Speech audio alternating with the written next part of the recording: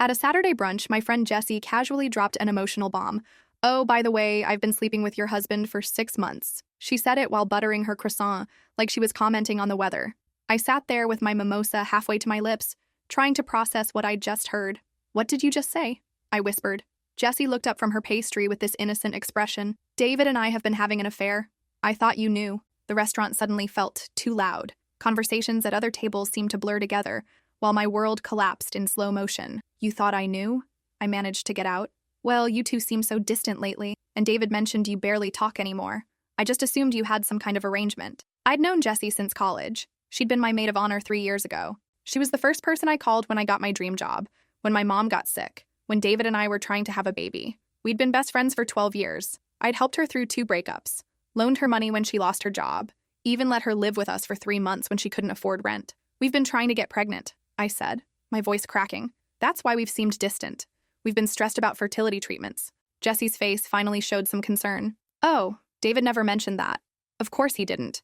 David had been pulling away for months, claiming work stress, but apparently he'd been confiding in my best friend instead of his wife. I thought about all the nights I'd cried myself to sleep wondering why David seemed so disconnected.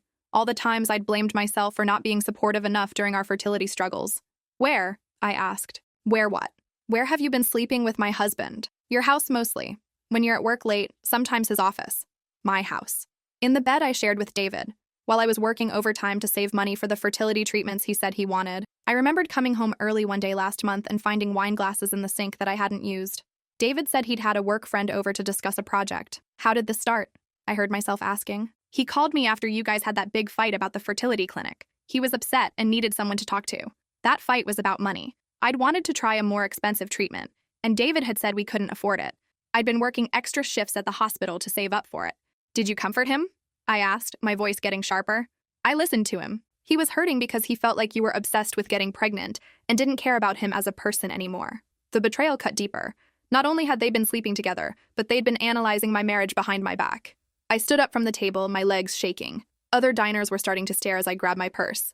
"Sarah, wait," Jessie called after me. "We should talk about this."